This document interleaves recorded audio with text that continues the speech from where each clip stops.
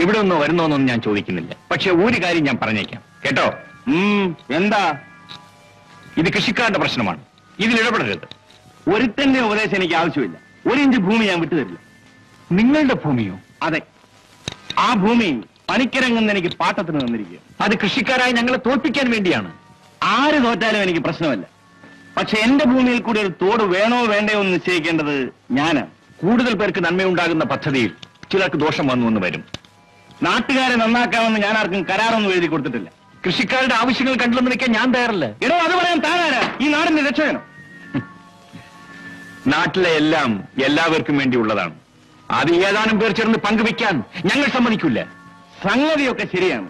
പക്ഷേ എന്റെ ഭൂമിയിൽ കൂടെ തോട് വെട്ടുന്നവന്റെ കൈ ഞാൻ വെട്ടും. അവകാശങ്ങളും അധികാരങ്ങളും വിട്ടുപോകുമെന്നുള്ള ഭയം കൊണ്ടാണ് കൂലിക്ക് തല്ലാൻ വേണ്ടി പണിക്കിറങ്ങുന്ന സുഖുവിനെ വിലയ്ക്ക് വാങ്ങിയത്. അതോർമ്മ വേണം. എന്റെ കാര്യം നോക്കാൻ എനിക്കറിയാം. എന്നെ വിലയ്ക്ക് വാങ്ങാൻ ഇതുവരെ ഒരുത്തനും വളർന്നിട്ടില്ല. ഞങ്ങളുടെ വിയർപ്പ് കൊണ്ട് നനഞ്ഞ മണ്ണിനെ രക്ഷിക്കാൻ ഞങ്ങൾ ശക്തി പോയിച്ചതിനെ തോട് വെട്ടും. എങ്കിൽ കണ്ടിട്ട് തന്നെ കാര്യം. അവിടെ വെച്ച് കണ്ടോളാം. ചെല്ല്.